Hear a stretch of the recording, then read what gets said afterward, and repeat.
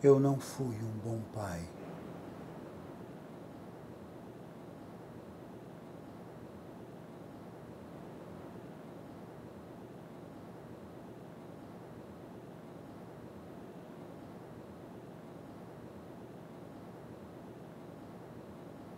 Mas no meu tempo, ser pai e ter filho eram coisas diferentes.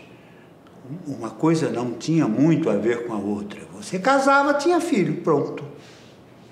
Era o natural. Eu nasci em 1922. Meu pai era do século XIX. Não sei se era um bom pai. A gente não pensava nessas coisas. Pai era respeito, autoridade. Até em adulto, quando a gente saía de casa ou chegava da rua, beijava a mão, pedia bênção. Ninguém fumava na frente dele, nem falava alto. Meu pai teve 9 filhos. Eu fui o segundo, em 1922. Que eu me lembre, ele nunca me pegou no colo.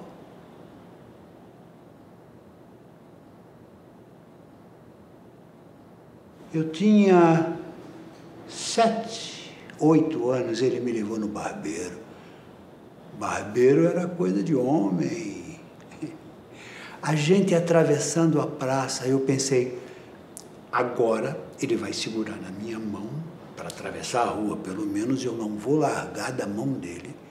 A gente atravessa a praça, encontra algum amigo meu, vai ver como meu pai gosta de mim.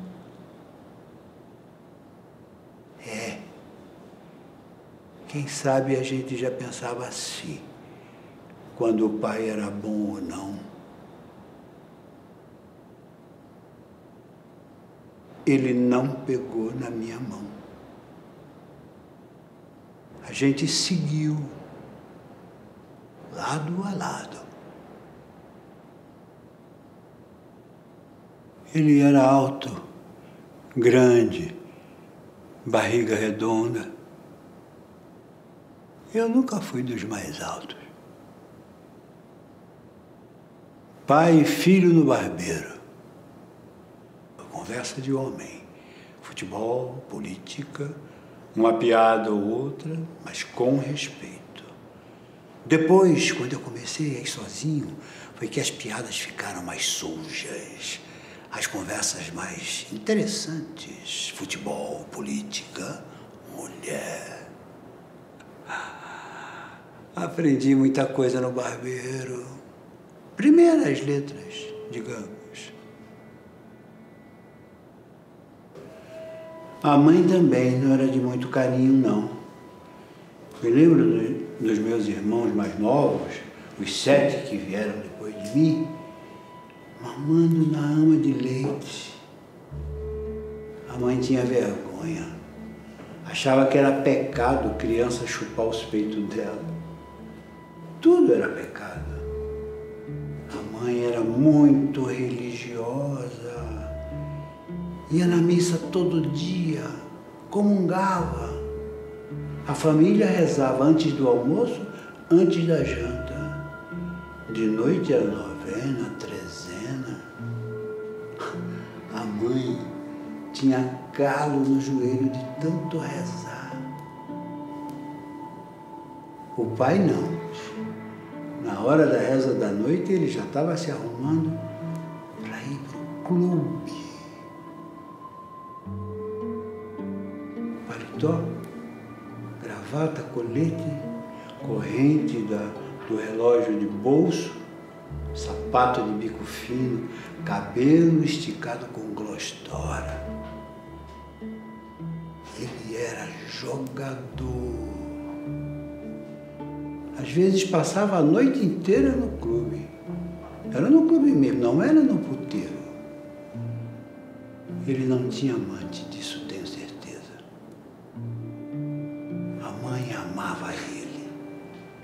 amava mesmo. Dizia que ele não devia mais trabalhar, devia só jogar. Ele não ganhava fortunas, mas também não perdia. Engraçado, ela tão religiosa dá um conselho desses. Quando eu tive idade para entrar na sala de jogo do clube, foi com ele que eu aprendi. Mas comigo não deu tão certo. Nem de um lado, nem de um outro. Meu pai e minha mãe se conheceram na escola de farmácia. Meu pai tinha uma farmácia, mas acho que ele não se formou, porque a mãe é que assinava as fórmulas. Ela não ia na farmácia nunca, ficava em casa sempre. O pai cuidava do estabelecimento, trazia as fórmulas para ela assinar.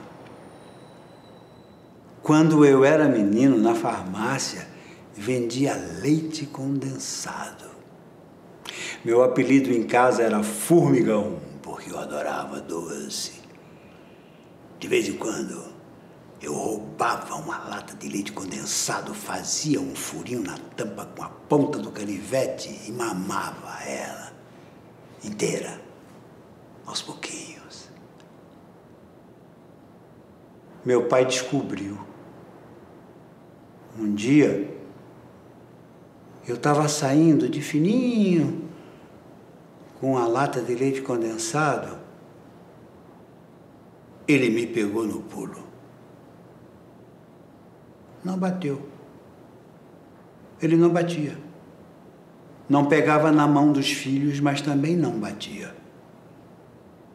Naquele dia do leite condensado, eu gelei e dava para ver a raiva no olho dele, uma raiva fria. Mas nada, ele não bateu.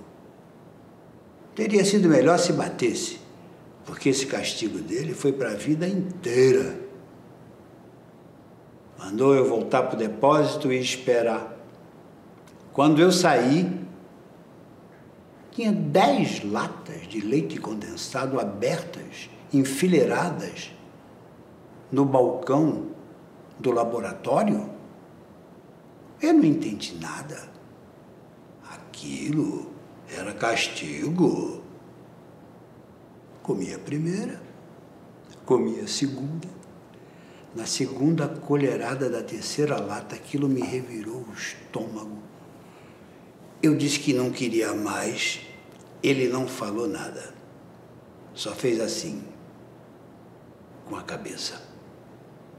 Tive de comer a terceira lata, mas saí correndo para o banheiro, vomitei, lavei a boca, voltei, pedi desculpas. Ele fez assim com o dedo. Bati para outra lata, mas não chorei. Eu era duro na queda, mas foi assim até o fim. Comi uma lata, corria, vomitava, até acabar às 10. Quando acabou, ele falou: pode ir embora agora. Eu fui. Não sei se eu fiquei com raiva dele, não sei mesmo. Mas não posso nem ver leite condensado até hoje. Não contei nada para a mãe, mas eu precisava de um consolo. Entrei no oratório. Minha mãe, ajoelhada, rezando de olho fechado, olhou para mim. Percebeu que tinha acontecido alguma coisa, mas não perguntou nada. Me chamou com a mão, apontou o genuflexório, eu ajoelhei do lado dela. Aí ela botou a mão no meu ombro, fechou o olho de novo, e no meio da Ave Maria em latim, Santa Maria, Mater Dei, ora pro nobis peccatoribus, aproveite o poder curativo da oração, meu filho. Nunca et in hora morte nostra, e eu completei. Amém. E foi só aí que eu chorei. Então, não sei porquê, Ela tirou a mão do meu ombro, ajeitou a mantilha de renda na cabeça e voltou para o rosário. Eu fiquei ainda ali um pouco, rezei umas 3, 4 Ave Marias e depois de mansinho saí da saleta. Ela não me chamou de volta.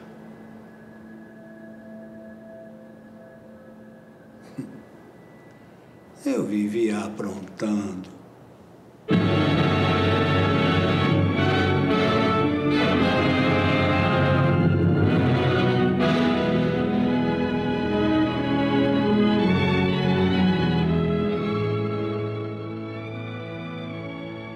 A cidade tinha 2 cinemas. Todo mundo ia no cinema. Com o Morro dos Ventos Uivantes, aquele cinema lotou que era um mar de gente. Eu tinha uma turma de amigos, tudo 15, 16, 17 anos. A gente combinou, foi todo mundo junto. Subimos, fomos lá para o balcão, na última fileira, bem debaixo do facho de luz da janelinha de projeção. De tarde, eu tinha pegado um urubu com uma arapuca na fazenda do Tirso, filho do dentista. Botei a cabeça do bichão debaixo da asa, apertei bem apertado, debaixo do braço no casaco, os amigos tudo juntinho para ninguém perceber. No meio do filme, no meio da projeção, eu abri o casaco, soltei o urubu. Minha Nossa Senhora, que alvoroço que foi aquilo! Foi meio que um pânico, parecia que o cinema estava pegando fogo. Pararam a projeção, acenderam a luz, todo mundo gritando, ah, ah! Já estava todo mundo saindo, eu e os meus amigos nos oferecemos para pegar o urubu em troca de convites para o cinema. O dono do cinema, o gerente, sei lá, disse que dava 2 ingressos se a gente conseguisse pegar o urubu. E a gente conseguiu. Quer dizer, pegar não pegamos, mas botamos o bicho para fora porque as portas estavam abertas, todas as portas abertas. E o pobre do urubu estava mais apavorado que todo mundo.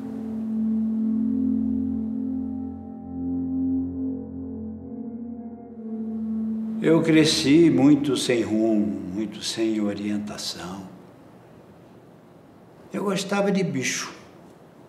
Tinha jeito com bicho. Criei muito passarinho, galinha, cachorro, tudo bicho miúdo, de quintal.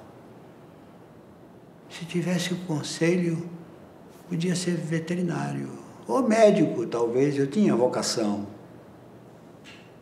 Eu aprendia depressa, eu era bom de associar uma coisa com a outra, um ensinamento rendia, porque eu juntava com um, juntava com outro, juntava com outro, juntava com outro. Mas na escola, eu era ruim.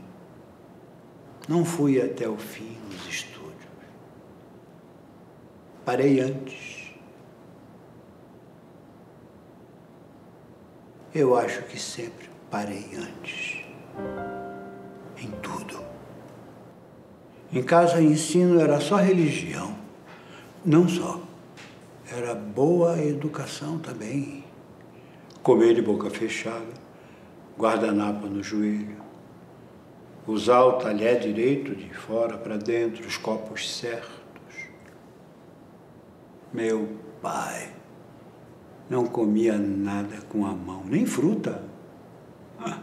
A mãe também era muito educada na mesa, mas comia com a mão uma fruta, um salgadinho, com o dedinho sempre assim, levantado.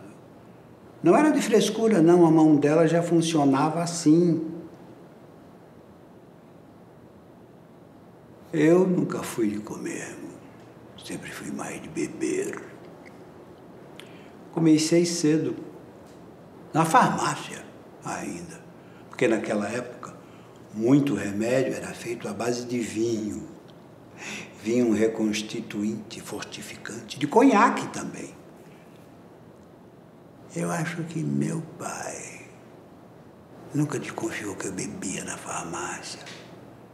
Acho que ele pensava que eram os funcionários, porque eles não ficavam muito tempo trabalhando para ele e iam embora. Meu pai devia achar que era eles que bebiam, que mandavam embora. E eu lá, enchendo a cara. Mas o meu primeiro porre foi com 14 anos, mas não foi na farmácia. Foi no porão da casa do Zé Martinho, onde eu jogava baralho com a turma. A irmã dele tinha casado e sobraram umas champanhe, da boa, guardadas lá no porão. No dia que estava somente eu e ele pegou 2 garrafas de champanhe, sem gelar mesmo. Nós gostamos. Fazia cosquinha no nariz, era espumante. Ai, ficamos 2 mamados, deitados lá no chão do porão, rindo, feito uns bobos. Aquele porão eu não esqueço. Foi lá que a gente começou a fumar. Primeiro, talinho de chuchu seco que ardia no olho. Foi o Zezeco que ensinou. Ele era do mato. Depois, o polaco, ruivo, branquela, compridão, mais velho um pouco, trouxe cigarro. O pai dele fumava um cigarro chamado Fulgor, fumo forte, preto. Teve gente que encheu a boca d'água, enjoou, vomitou. Eu gostei. Logo desde a primeira baforada eu já traguei, não tossi nem nada. E não larguei, nunca mais. Muito mais que o álcool, o meu vício foi a nicotina. Daí, alguém perguntou para o polaco por que ele só trazia toco de cigarro. Aí ele explicou que o pai dele fumava só a metade, que era para não fazer mal à saúde, que não adiantava coisa nenhuma, que ele fumava uma metade atrás da outra e jogava fora os tocos do cigarro assim, com os 2 dedos. Aí na casa dele, que era uma casa de madeira, sobre pilotis, que nem casa de alemão, lá do Paraná do Sul. A gente ficava tudo enfileirado embaixo do piso da varanda, tudo de barriga no chão. E os tocos de fulgor iam caindo e a gente puxava com uma varinha. No final do dia saía todo mundo com um punhado de fulgor nas mãos. Era a turma do urubu, a turma do barulho, que foi durando até ir morrendo cada um. Na sacanagem, a gente começou junto também. No puteiro. Cidade pequena. Tinha 2 ou 3 meninas que davam, o resto era virgem, só casando. Então a gente começava mesmo, era na punheta. Não era ainda os catecismos do Carlos Zéfiro, ele veio depois. Mas o pai do Zé Martinho era médico. Quando não tinha ninguém em casa, a gente subia do porão por escritório dele, onde tinha uns livrão grosso assim, um verdão, encadernado de verde. E o Zé sabia quais deles tinha foto de gente pelada.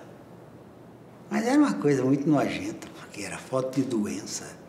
Era buceta inchada, pau cortado com feridas, cheio de pus, a nojeira. Mas atrás dos livros de medicina tinha escondida uma coleção de cartão postal com fotografia de trepada mesmo. Coisa muito bonita, tesuda, chique, francesa. E na falta de outra coisa, a gente gozava, era com aquilo mesmo. Mas bater punheta junto era muito chato. Ficava aquele fedor de macho naquele porão. Depois o cheiro de água sanitária quando todo mundo gozava.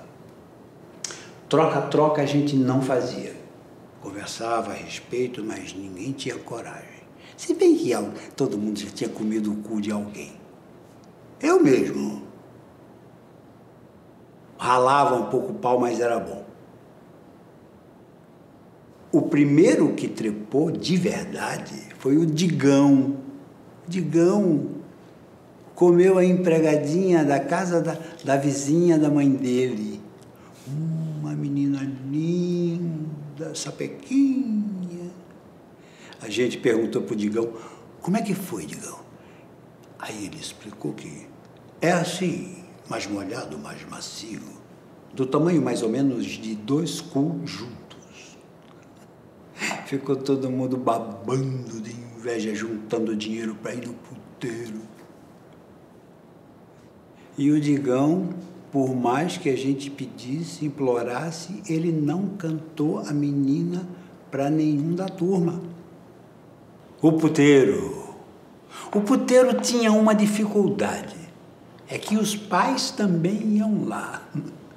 O meu não, mas a maioria, depois da sabatina dançante do sábado no clube, levava a mulher para casa e ia para lá. Era uma correria quando aparecia o pai de algum conhecido.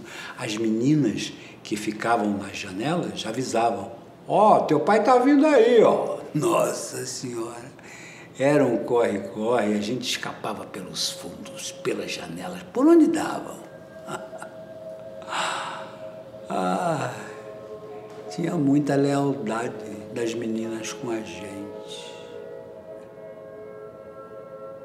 E eu acho que muito problema de família se resolvia lá. O puteiro era uma espécie de clube de outro tipo. Era tudo muito organizado, tudo muito limpo. Ambiente de respeito mesmo. E muito problema de família se resolvia lá. Porque o casamento não era uma coisa franca, não era uma coisa aberta. Certas coisas você não fazia com a mulher. 69, um boquete, o sexo anal. Era falta de respeito com a mãe dos teus filhos. Para a mulher devia ser muito mais difícil, mas era assim que era. Tinha de casar virgem. Os dois, o homem e a mulher, faziam questão disso, da virgindade da mulher. Minha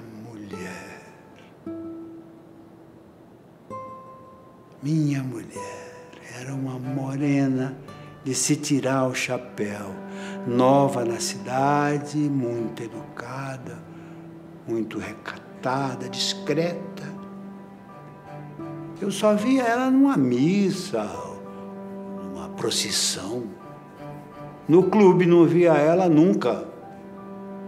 A Lila, minha irmã, que estudava na mesma classe no colégio, contou que ela, a mãe, Dona Lazinha, que era viúva, o irmão mais velho, Laurindo, e a irmã mais nova, Maria, vieram para nossa cidade porque passaram dificuldades na cidade deles. A Lila me apresentou e acho que ela não gostou de mim nessa primeira vez. Mas no baile mais chique do clube eu convidei e ela aceitou. Aí eu acho que ela ficou mais interessada. Mas não era interesse. É porque ela viu que eu não era bonitão, mas eu era educado, eu era cortês, eu era respeitador.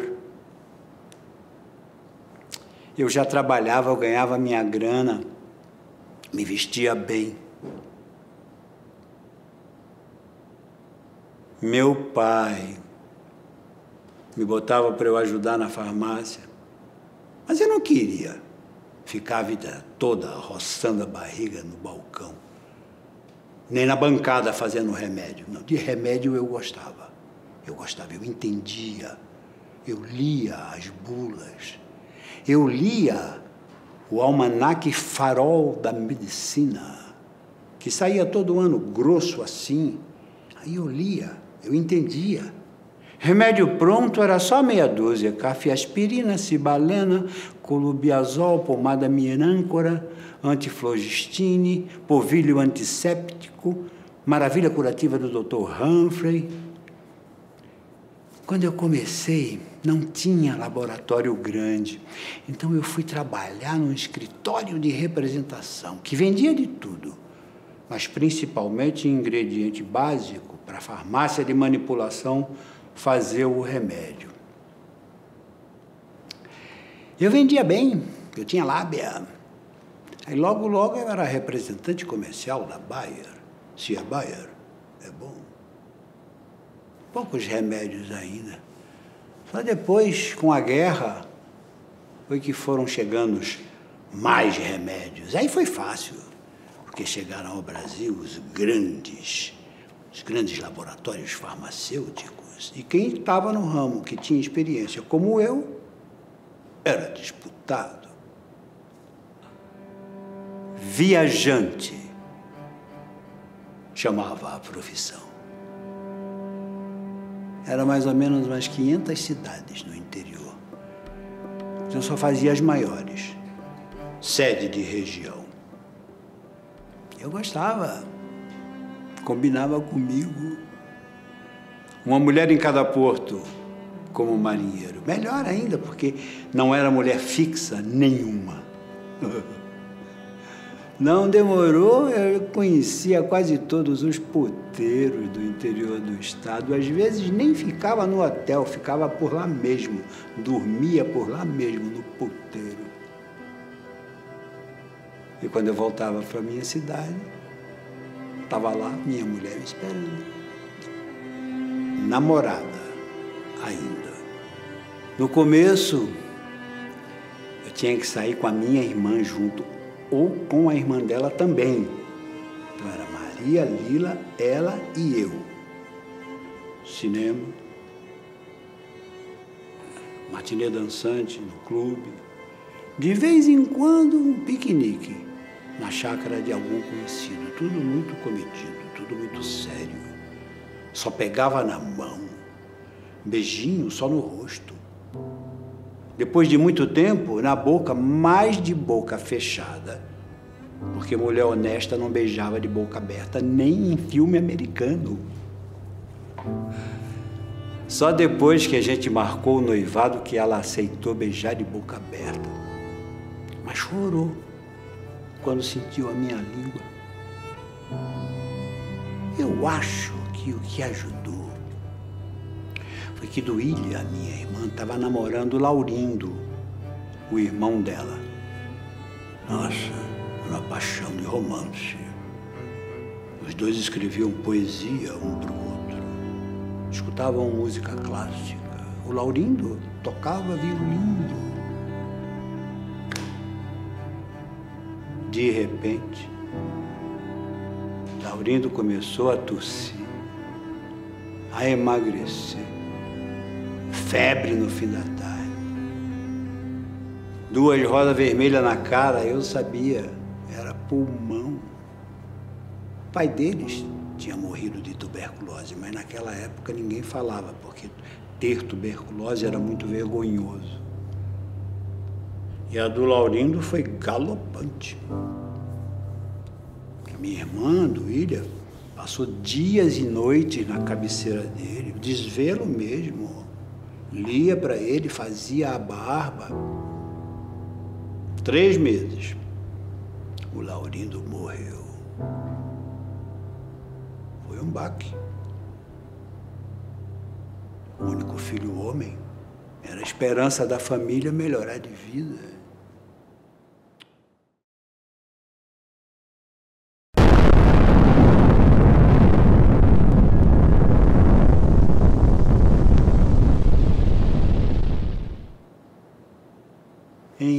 1944, fim da guerra, eu me casei.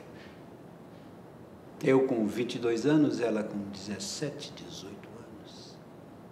Ela era virgem mesmo, virgem de tudo. Naquele tempo, mulher tinha muito medo de sexo, era coisa de religião, de família. Falta de conhecimento, né? Quem sabe? Meu casamento foi bonito. Ela estava linda, vestido de renda, com cauda, um véu comprido, buquê de flor de laranjeira perfumada. Eu era o primeiro filho homem da família que casava. A festa foi pequena, mas foi bonita. Parentada dos dois lados ajudando, os irmãos ricos do meu pai. Tio Zozô deu de presente de casamento para nós a viagem de lua de mel.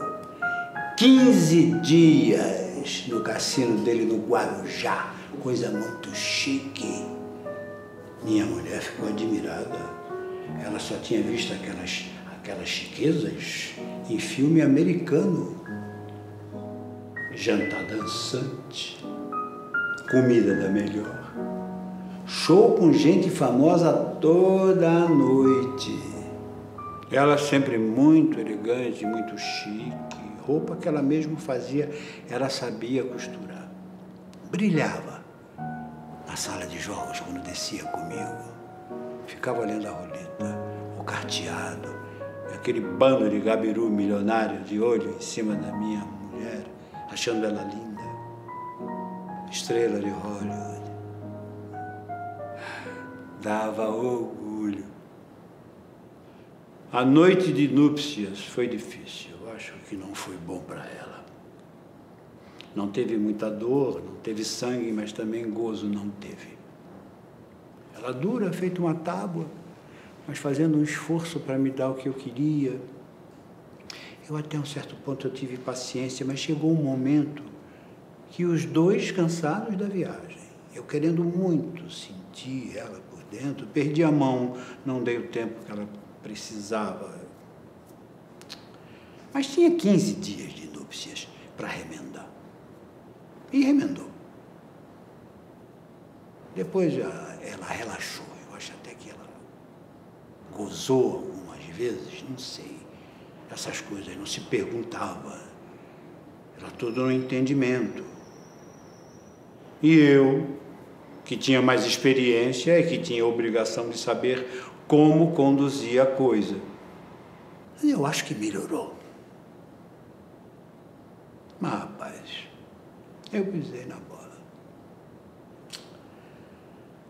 O último show na véspera da gente vir embora foi com uma cantora americana famosa, um mulherão, que botou o olho em mim, me marcou no meio do povo.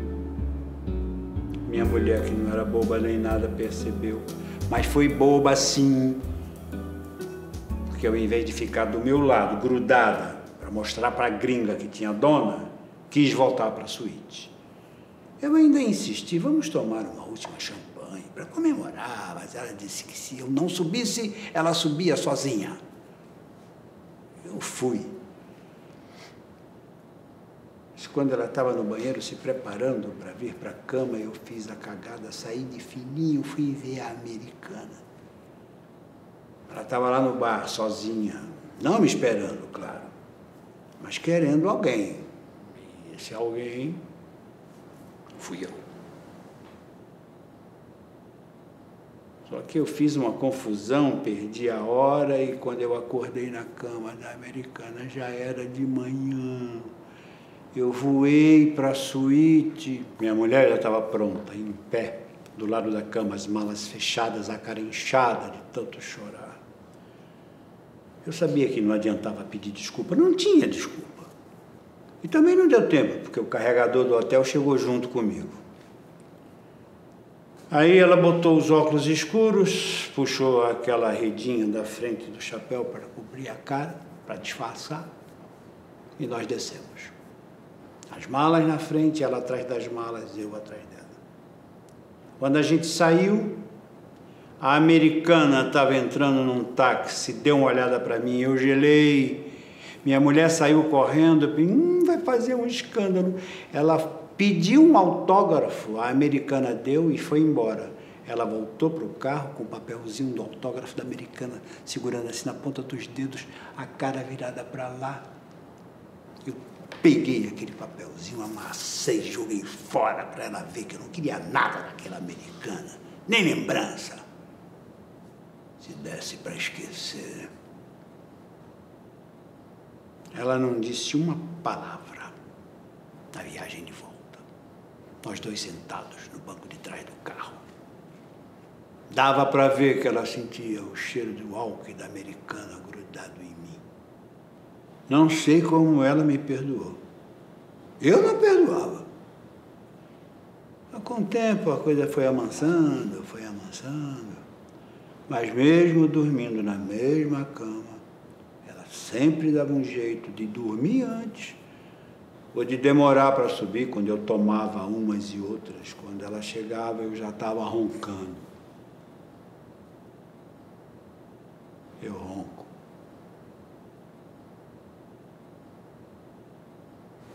Quase um mês depois que a gente voltou, estava eu, ela, minhas irmãs Lila e Duília nos Correios. Ela desmaiou. Estava grávida. Puta merda, rapaz, que alegria que foi aquilo. Eu ia ser pai. Não que fosse a coisa que eu mais queria no mundo, eu sempre achei que era normal, quem em casa tem filho. Mas foi uma alegria enorme. Era a afirmação da minha macheza. A esposa grávida, logo depois da lua de mel. Eu não sei se eu pensei isso assim, claro. Mas de filho, eu ia passar a ser colega do meu pai. Mudou o jeito que eu olhava para ele. No trabalho, eu combinei de só fazer cidade perto, ou cidade que dava para ir e voltar no mesmo dia, ou de um dia para o outro. Cara, eu queria mudar, eu acho. Não parei de beber, mas diminuí. Enchi minha mulher de presentes, de cada cidade eu trazia uma coisa. Alugamos um bangalô numa praça, num bairro bom. Eu ganhava bem. Foi quando começou a aparecer a penicilina, o primeiro antibiótico fabricado em grande escala por causa da guerra. Uma coisa maravilhosa. Se tivesse aparecido 2, 3 anos antes, o meu cunhado Laurindo não morria de tuberculose, ninguém mais ia morrer de tuberculose. Sífilis, que antes tratava com mercúrio, que às vezes matava mais que a própria doença, agora curava com 2 doses de penicilina.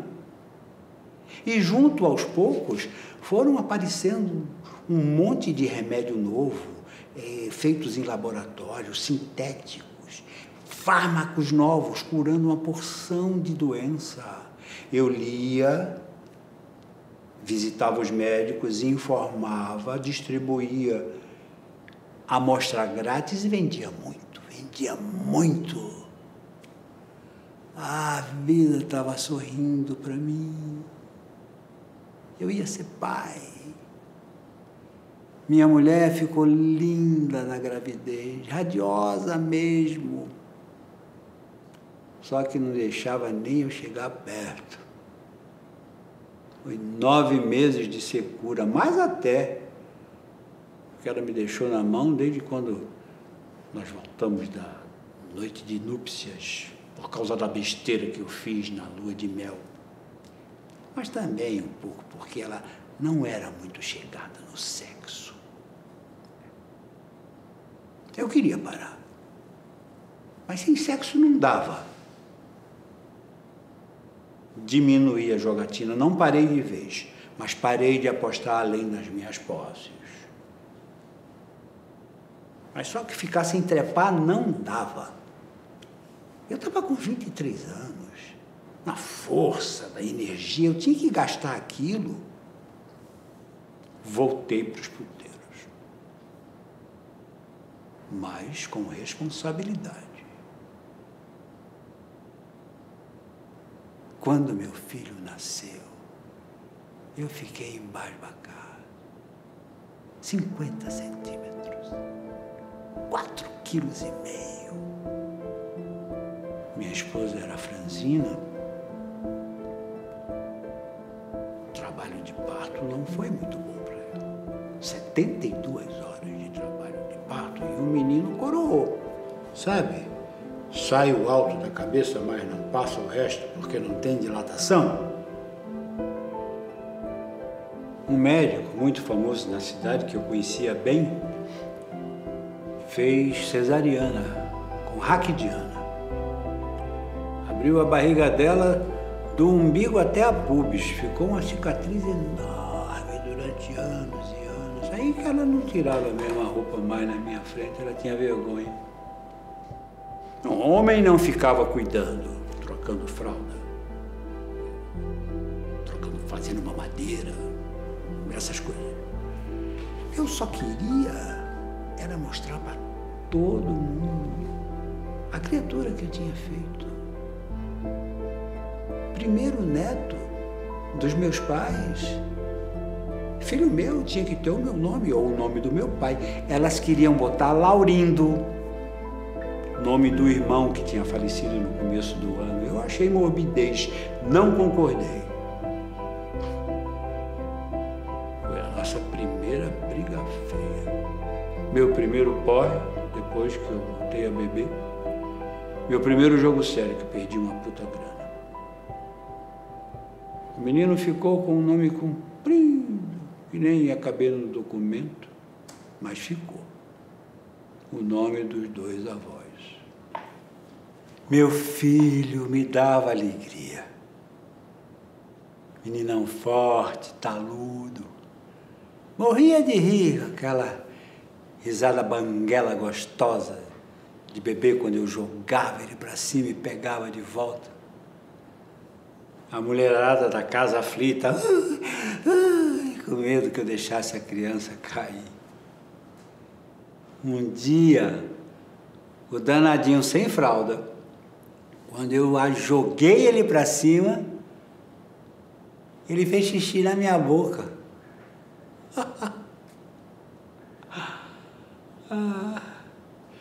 Dona Lazinha, a mãe dela e Maria, a irmã, vieram morar com a gente. Era comum naquela época. Minha família mesmo. Era aquele monte de irmão morando na mesma casa com o pai e com a mãe. Teve até neto. Quando Lídia, a mais velha, separou do marido canalha e voltou para casa com as 3 filhas pequenas. E Dona Lazinha já trabalhava, era professora, tinha o dinheiro dela. Maria também trabalhava. Não iam dar despesa, iam até colaborar. E eu estava ganhando muita grana. Viajante para um laboratório importante que chegou no Brasil com força. Pouco tempo depois, a casinha alugada ficava abaixo do nível do trilho do trem. Um janelão de parede inteiro na sala acendia uma luz forte quando o trem passava. Era por pouco tempo, enquanto não ficava pronto o sobradinho que eu estava comprando. Cheguei de viagem, minha mulher falou que uma noite levantou para beber água e deu de cara com a silhueta de um homem parado na janela. Enquanto o trem de carga passava fazendo um barulhão que parecia que estava dentro de casa. Ela se escondeu debaixo da mesa, mas o menino acordou e ficou paralisado no corredor, olhando a janela. Eu perguntei para ele como é que foi, e ele me falou, o ladrão estava trancado lá fora, com as 2 mãos no vidro assim. Eu não fiquei com medo. Eu tenho que ser o homem da casa, né?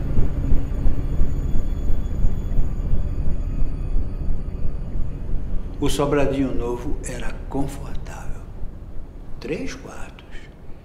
Eu e a mulher num, a sogra e a cunhada no outro e o menino no terceiro. Depois da mudança, eu passei a ficar mais tempo de viagem. Era bom para respirar. Mas quando eu voltava, não era como se fosse a minha casa. Quem consegue enfrentar 3 mulheres dentro de uma casa? Elas até que não se davam tão bem assim entre elas. Mas quando eu chegava, fechavam uma com a outra e eu era o macho invasor. Comecei a ficar 2, 3 semanas sem voltar. Depois eu ficava uma semana em casa, prestando contas, elaborando a viagem seguinte. Era quando eu convivia com meu menino. Dona Lazinha, a sogra, tinha guardado o violino do Laurindo. Elas queriam que meu filho aprendesse. Eu queria meu filho mais durão. E convivendo na mesma casa com 3 mulheres, eu não podia arriscar nada muito delicado. Foi outra briga feia. Berrei com a minha sogra. Joguei o violino pela janela. Proibi de pegar! Ficou lá, em cima do telhado do barracão dos fundos, secando no sol e na chuva até desmanchar. O menino ficou um pouco triste, porque ele já brincava com o instrumento. Mas criança nova esquece cedo. Eu dei para ele um outro divertimento. Comprei um velocípede. Qual menino não gosta de uma bicicletinha? Hã? Ele passava o dia inteiro girando no jardim, debaixo do sol quente. Um dia ele voltou para dentro chorando, tinha vomitado. Perguntou para mim, eu não vou fazer mais aquilo. Eu expliquei para ele, filho, não é nada. Prometi que não ia acontecer mais. Troquei a roupa dele e voltamos para o jardim. Ele tinha de perder a impressão para não ficar com medo. Aí, ele quis ultrapassar um murinho que cercava o canteiro e batia a rodinha. Batia a rodinha.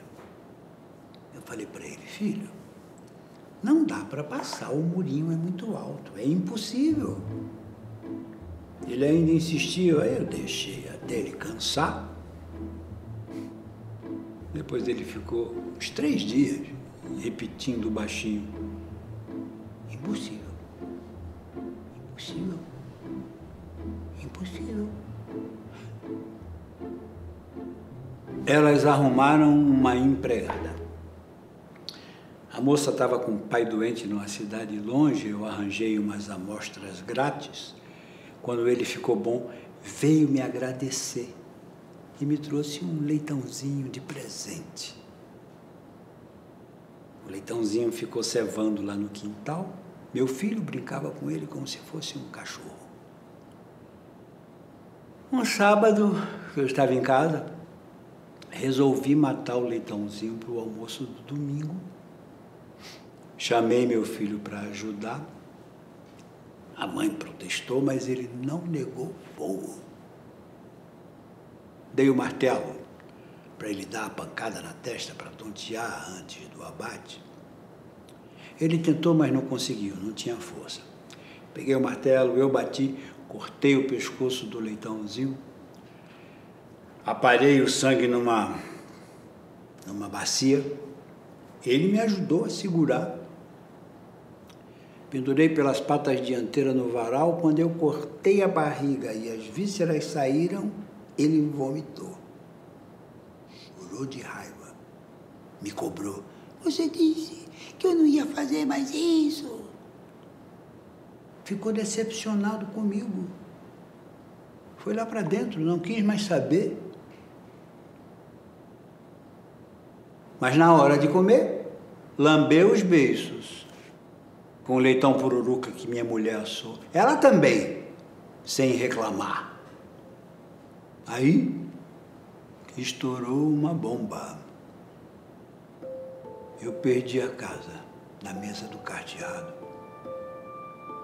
E de um jeito complicado, era muito dinheiro que eu comecei a pagar com a receita da venda dos remédios. Mas por mais que eu vendesse, não cobria tudo. O cara até que esperou. Mas um belo dia eu cheguei em casa, estava lá o credor, sentado na sala.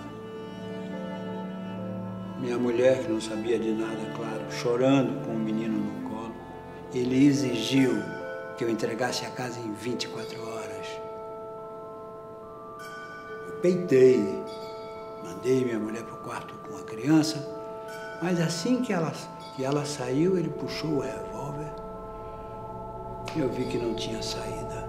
No dia seguinte, assinei os papéis, passei a casa para o nome dele e fomos morar numa pensão. Eu alugar uma outra coisa. A sogra, a dona Lazinha, foi que encontrou uma casa boa, com jardim, quintal, alugou no nome dela porque eu estava com o nome sujo. E o laboratório exigiu que eu pagasse tudo, o dinheiro que eu desviei. Eu não tinha. Eles me deram um pé na bunda e a indenização ficou para cobrir o rombo. Eu estava fodido. Mas a vida continua. Enquanto eu esperava outro laboratório me contratar, eu pintei a casa, consertei o que tinha que consertar. Para vencer essa batalha, eu tinha que enfrentar as 3 feras, 3 mulheres muito diferentes. Como se eu tivesse 3 esposas mandando na casa e nenhuma na minha cama. Quem aguenta um tranco desse? Eu tinha que provar que eu era o chefe de família, que eu era o dono da casa. Tinha que arranjar um jeito de provar. E achei que o jeito era meu filho. Na quadra de baixo tinha a piscina olímpica de uma associação atlética, que eu ia desde jovem, porque mais que o futebol, o meu esporte era natação. Cheguei a tirar 18º lugar na travessia a nado de São Paulo do Rio Tietê. Mas eu não ia há muito tempo, não pagava mensalidade há anos. Mas um diretor amigo deu um jeito lá e eu virei sócio remido e voltei a frequentar. Achei que para ensinar meu filho, o melhor jeito era como eu tinha aprendido. Quem está na chuva é para se queimar. Domingo de sol, a piscina cheia. Quando ele viu a água, a cara dele acendeu. Eu olhei para ele e falei, você quer entrar? E ele disse, quero. E ficou olhando um tempão o povo dentro da água. Aí eu perguntei, você acha que sabe? Ele disse, sim. Eu disse, então pula. Aí ele ficou olhando ainda um pouco e pulou. Afundou, feito uma pedra, coitado. Eu puxei ele para cima, segurei a cabeça dele fora d'água e falei, você acha que dá? Aí ele engasgado na água, falou que sim. Eu larguei de novo, ele afundou outra vez, mas bateu as perninhas, bateu os bracinhos e subiu. No fim do dia, ele sabia boiar e nadar de cachorrinho. Oh, orgulho! Na frente do piscinão tinha um terreno baldio imenso. Eles armavam o circo lá. Todo ano. Um circo grande. Palhaço, trapezista, malabarista, cavalo, domador, fera.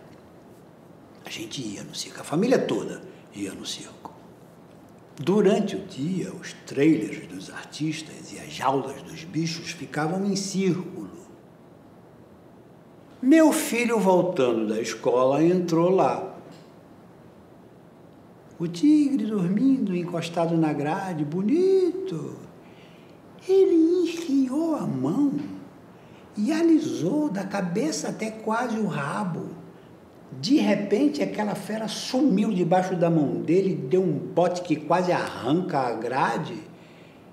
Felizmente, tinha uma pessoa olhando o menino na jaula e, em cima da hora, puxou pelo ombro. Quase que ele perde a cabeça, quase que o tigre arranca a cabeça dele. Aí um sujeito lá deu um pito nele, mas ele nem chorou, fez pior. Disse que queria fugir com o circo, porque o pai dele bebia muito, a mãe sofria, eles passavam necessidade. Eu estava viajando para um laboratório novo, eu ganhava bem. Quando eu cheguei de viagem, minha mulher contou que o dono do circo foi levar o menino lá na porta, falou o que ele tinha contado.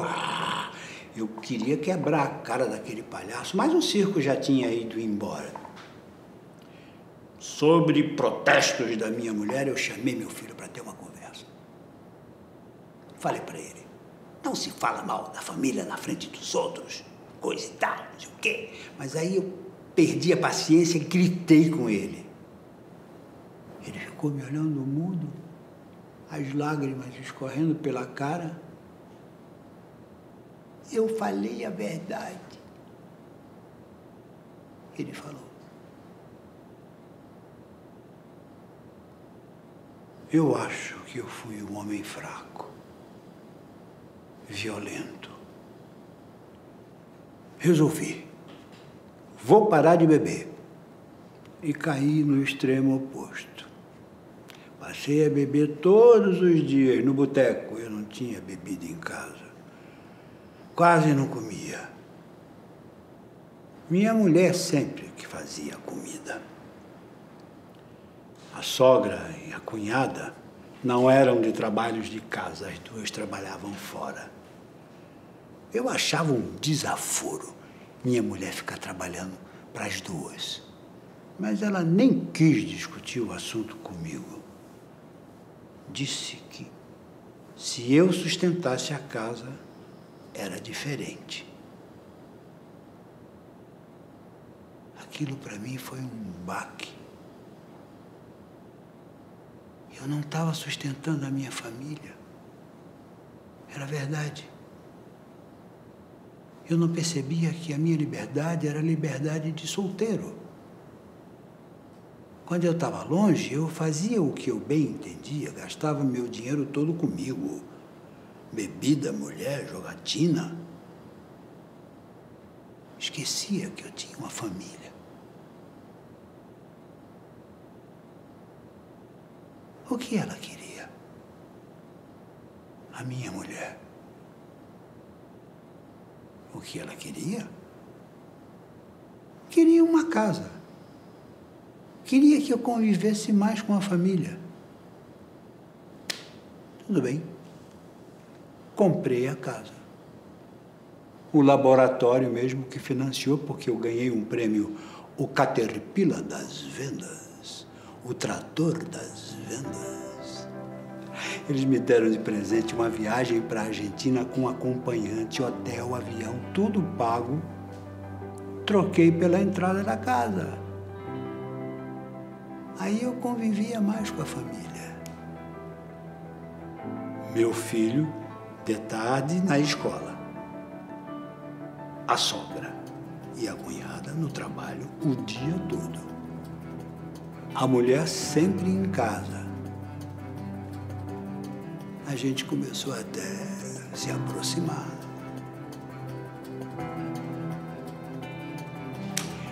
Comprei uma bicicleta para o meu filho. Mais que ele, eu que sonhava com isso, botar ele andando de bicicleta. Primeiro dia, Praça da Matriz. Depois de umas voltas eu equilibrando, ele rodou sozinho.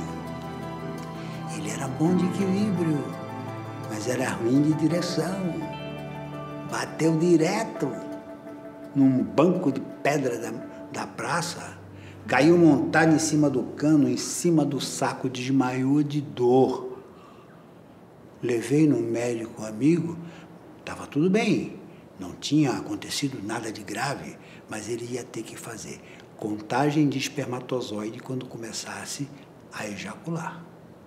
Tudo bem. Tinha muito tempo ainda. Eu ia ficar de olho. Tudo bem. Só que eu tinha a vocação de estragar o que estava quieto. Voltei para a rinha de galo que era forte na cidade. Rolava muita grana, se apostava muito alto, grana forte. Não demorou. Logo, logo eu tinha 8 galos de briga. Tudo galo índio, do peito e de coxa pelada. Nunca nenhuma tuca. Tudo papilheiro, que atacava na papilha até o rival ficar tucado.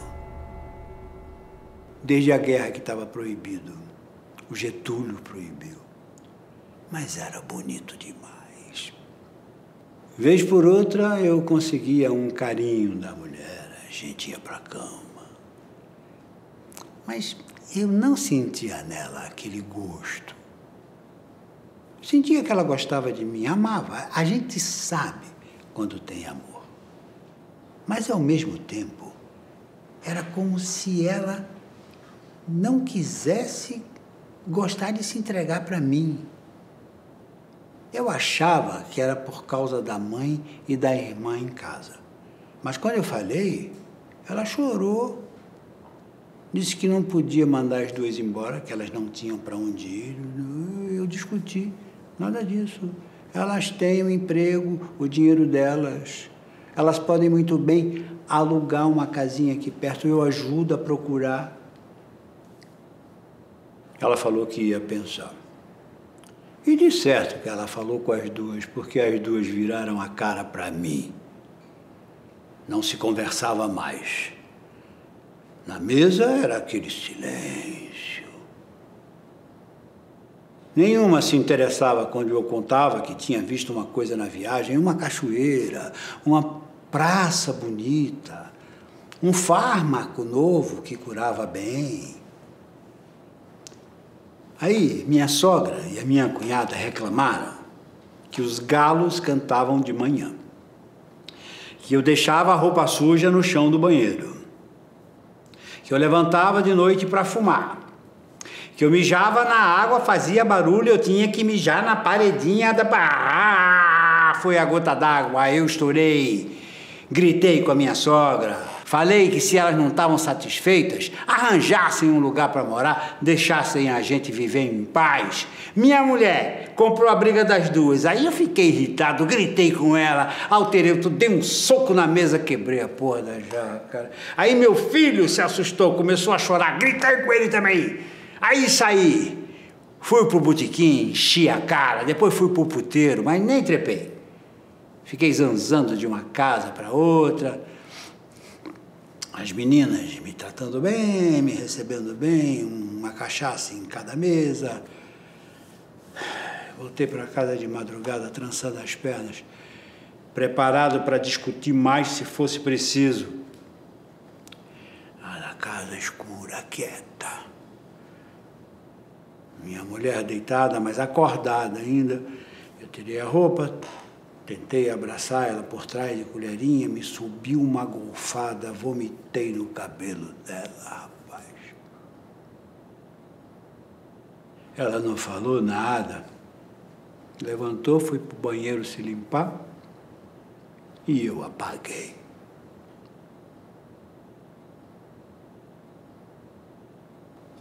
De manhã, a casa vazia, um bilhete em cima da mesa. Ela tinha ido para a casa da minha família. Eu estranhei. Ela e a Lila nem se davam mais tão bem assim. Cheguei lá, ela tinha saído. Pensei, agora vou escutar um sermão da minha mãe, das minhas irmãs. Mas nada. Fizeram festa quando me viram. Que eu demorava para aparecer, que meu filho estava lindo, parecia comigo. Tudo bem, né? Tudo tranquilo. Até a hora de ir embora. Lídia, minha irmã mais velha, me chamou para o quarto. Disse que minha mulher não falou nada, não reclamou de nada, que estava na cara que alguma coisa estava acontecendo. Você está jogando? Ela perguntou. Está bebendo? E as mulheres? Ela disse para mim, basta eu, uma filha separada, não deixe acontecer outra tragédia na família. Meu marido era um canalha, bêbado, jogador, mulherengo. Papai tinha razão quando não queria que a gente casasse. Mas sua mulher não. É uma joia de moça. Não seja você o canalha.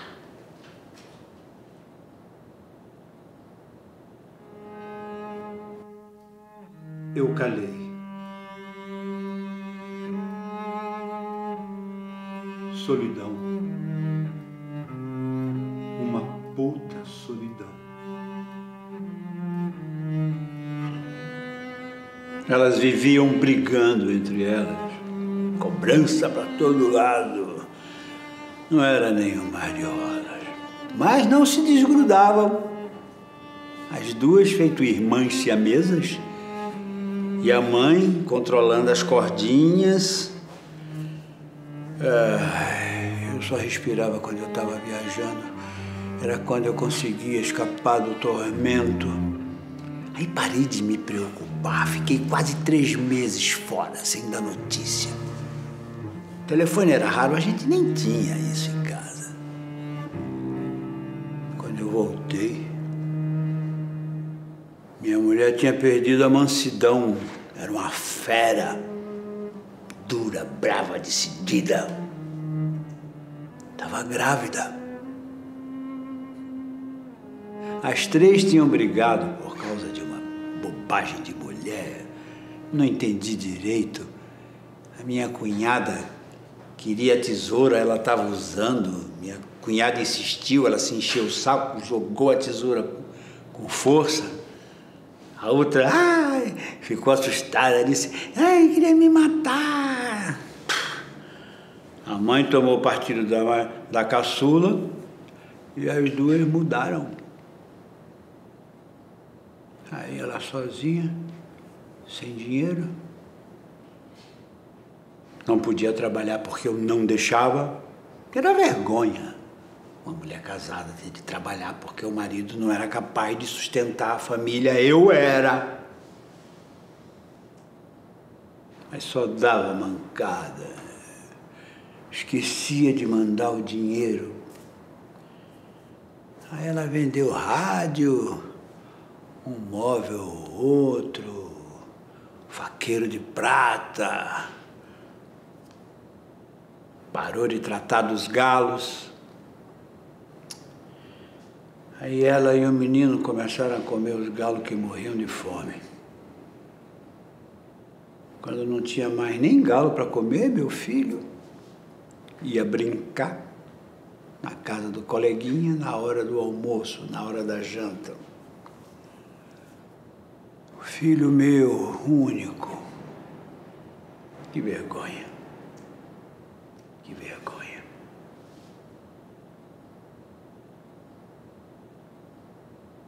Ela já estava com uma barriguinha, mas magra, feito um pau de virar tripa.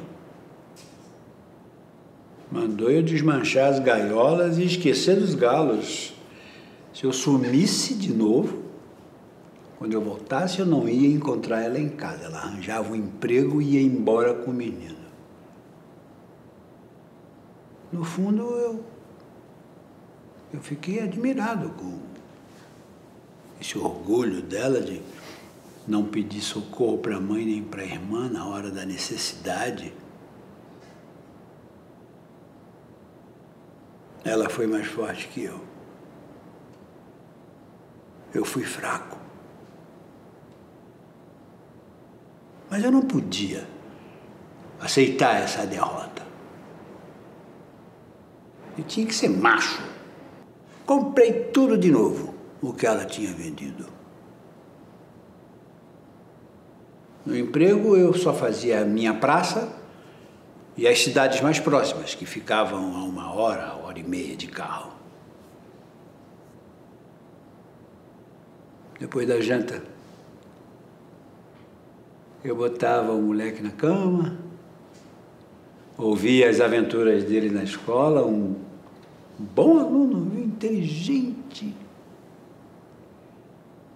Aí eu ouvia a rádio com ela, a novela depois do Repórter-Esso, algum programa de música. Aí ela dormia. Eu ajudava ela a ir para a cama por causa da barriga. Foi um ano de muito calor. Aí eu dormia no sofá. Mas não ia direto. Logo depois que ela dormia, eu saía, ia para o botequim. Às vezes pro puteiro, porque ela, claro, não queria saber de mim. Mas no máximo, eu ia mesmo, era pra rinha. De vez em quando eu acordava, meu moleque estava dormindo do meu lado, no sofá. Oh, coisa boa. Uma noite, eu perdi a hora na rinha. Veio o leão de chácara me chamar, que minha mulher estava na porta da rinha. Naquela época, a mulher não entrava na rinha. Aí, foi aquela zoeira de gozação comigo, que a mulher veio puxar a orelha. Eu ri com os amigos, mas fiquei injuriado. Nesse puto, pronto para fechar o tempo com ela. Isso é coisa que se faça. Mais de meia-noite, escuro, feito um breu na rua. A mulher com o menino pela mão na calçada da rinha. Um casacão listado em cima da camisola molhada, tinha rompido a bolsa. E ela tinha vindo a pé, já em trabalho de parto, pedir socorro. Eu queria morrer de remorso. Botei ela no carro, o menino deitado no banco de trás. Foi outra cesárea, essa de emergência.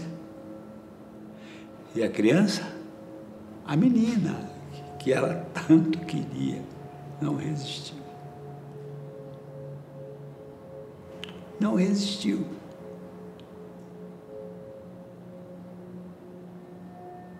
No outro dia de manhã, meu filho acordou, queria ver o bebê. Eu tive de dizer para ele que o bebê tinha ido para o céu. Não tinha vindo para esse mundo.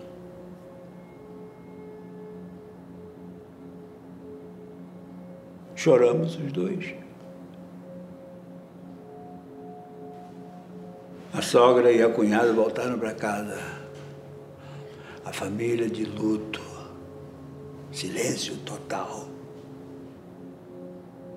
Até um passarinho cantando era falta de respeito com a dor. Incomodava. Eu sempre fui bom de copo, mas eu acho que eu nunca bebi tanto na minha vida e fumava 2, 3 maços de Lincoln por dia. A cunhada e a sogra mal olhavam para mim e eu sentia que eu estava fedendo álcool, cigarro, suor, roupa suja, meia suja. Parei de comer, só bebia. Puta solidão.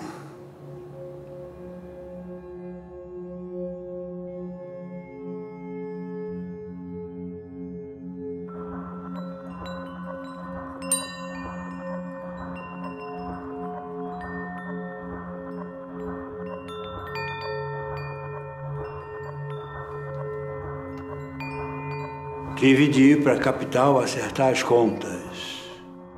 Pela lei eu tinha uma puta grana para receber, mas a maior parte do dinheiro das vendas eu tinha perdido no carteado. O laboratório descontou tudo de uma vez. Fiquei com uma mão na frente e outra atrás. A fama de caterpillar das vendas não me valeu. Voltei para casa desempregado. Vendi a casa. Voltou tudo como era antes. A sogra e a cunhada morando junto, e uma casinha de aluguel atrás da outra.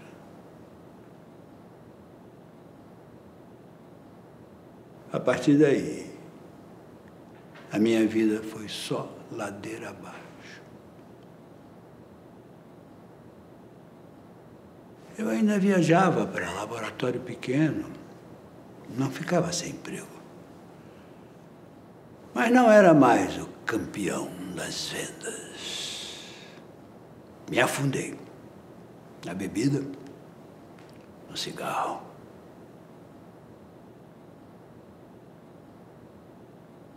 Meu filho estava com 12, 13 anos, com o bigodinho começando a escurecer, roubava cigarro do meu maço. Eu fingia que não via, não contei para a mãe.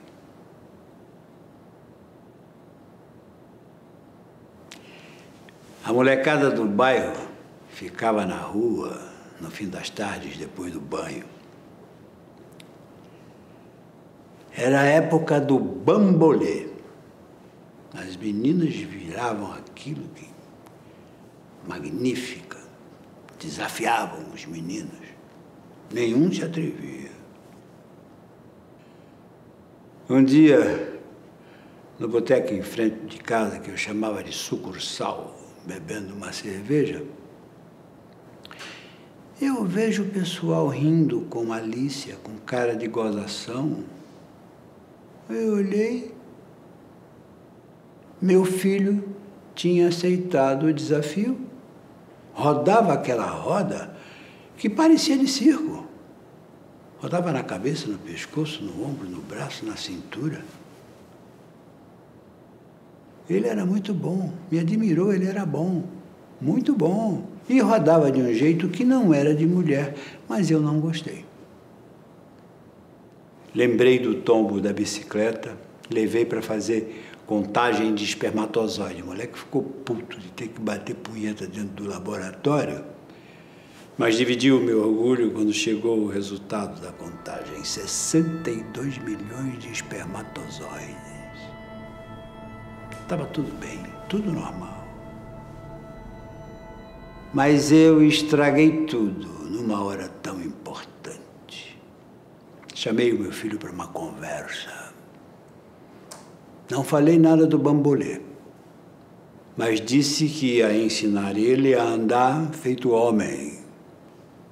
Foi assim que eu comecei a perder o meu filho.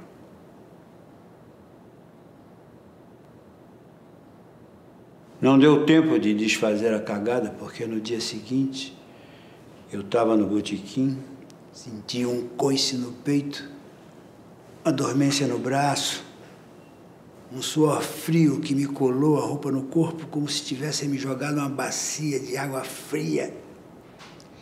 Corri para casa. Meu filho me recebeu na porta, me ajudou a deitar na cama. Era o infarto. O médico amigo chamou um cardiologista. Naquela época, a cardiologia, em 1953, a cardiologia ainda era uma coisa muito recente. Por sorte, eu conhecia o doutor. Mandou minha mulher ferver 3 seringas e aplicou uma atrás da outra na veia. Dolantina para tirar a dor, quinidina e procaína para evitar a arritmia. Eu conhecia todos eles. Ele foi aplicando uma atrás da outra, me contando o que era, e eu só conseguia balançar a cabeça. Não conseguia falar nada. Não conseguia balançar a cabeça. Depois, 1 mês na cama, sem levantar nem para ir no banheiro. Ela esvaziava o pinico, me dava banho de toalha e ficava da cozinha para o quarto, do quarto para a cozinha. do meu lado, sempre que dava. Foi o tempo que minha mulher foi mais desvelada. E eu não merecia isso. Eu sei, eu não merecia. Depois, mais um mês ela me ajudando, eu andando bem devagarinho pela casa 2, 3 vezes por dia. No terceiro mês, vida normal, mas sem sair de casa nem para ir na missa. Ela do meu lado, a mãe e a cunhada sustentando a casa.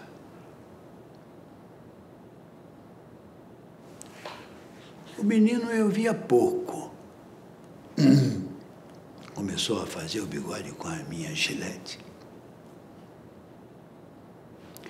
Além da escola, ele fez questão de arranjar um emprego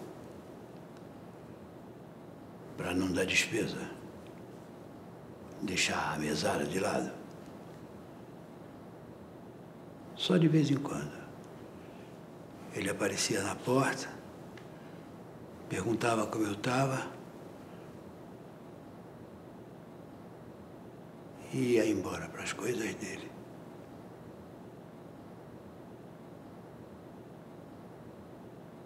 Com 18 anos, ele ganhou o intercâmbio para os Estados Unidos. A família minha e a família da mulher se juntaram, compraram a passagem. E ele foi. 8 meses longe. Aí quando ele voltou, não queria mais morar na cidade pequena. Foi aí que o meu caminho e o dele não se encontraram mais. Nunca. Porque a vida em família tinha entrado no ramerrão mortiço sem alegria. Eu ainda viajava, visitava os médicos da cidade, ganhava a vida modestamente e errava demais. A bebida, o cigarro, a mulherada. No puteiro eu não ia mais. Com a pílula, a mulherada tinha ficado mais livre, principalmente as mais jovens. Mas esse progresso para mim não valia nada. Eu estava começando a ficar careca. Meus irmãos me apelidaram de velhão. Ô velhão, olha. Mas eu ainda dava no couro. Ainda pegava umas e outras. Tinha gente até que dizia que eu sempre tive uma outra mulher e uma outra família.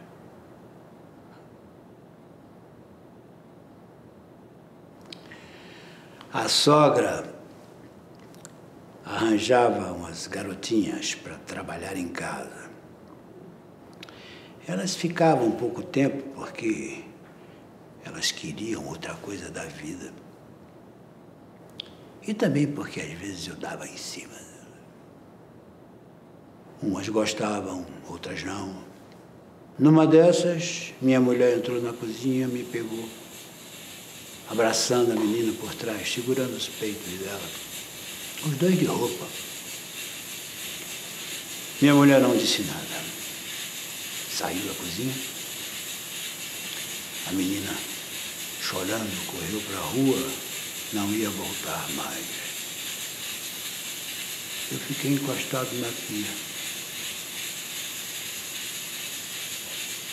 Apaguei o fogo da panela que estava chiando no fogão.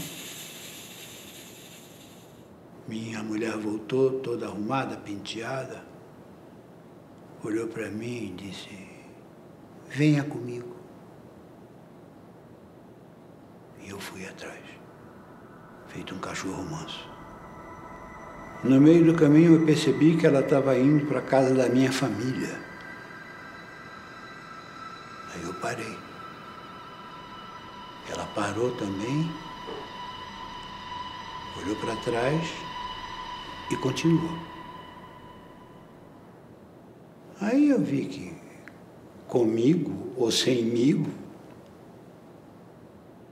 ela ia até a casa da minha família. Era melhor que eu tivesse junto para me defender. Mas não tinha defesa. Ela entrou, minha mãe e minhas irmãs vieram cumprimentar, fizeram festa. Ela mal respondeu. E na frente de todo mundo ela falou: eu vim devolver o seu filho. Virou as costas e foi embora. Minha mãe se botou de joelhos no oratório, os braços em cruz, jejum total, pedindo a graça de eu parar de beber. Não podia deixar minha mãe morrer de fome. Parei.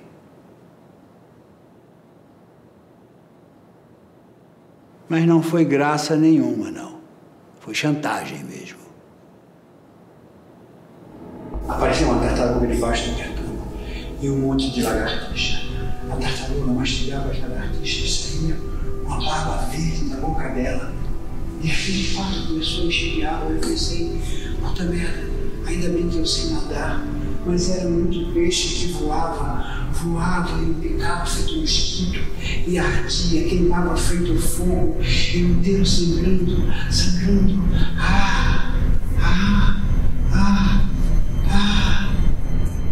Depois, prolapso intestinal, meio metro de intestino para fora. Cirrose hepática. Hospital. No dia da alta, sentei na cama para comer,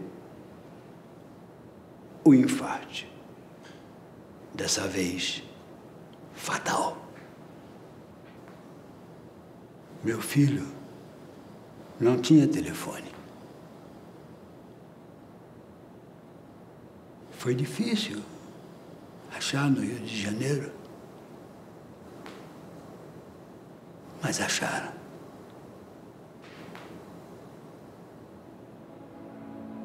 A viagem demorava muito. Seguraram o enterro quanto deu. E ele veio. Ele veio.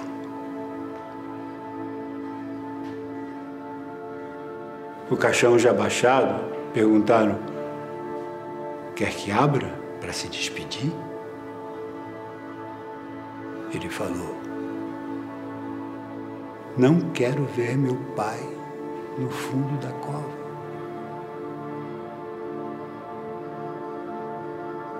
Lembro dele debruçado na beira do túmulo, olhando o caixão. É a última lembrança que eu tenho do mundo. Se fosse hoje, quem sabe eu não morria e ainda dava tempo de ser pai para o meu filho.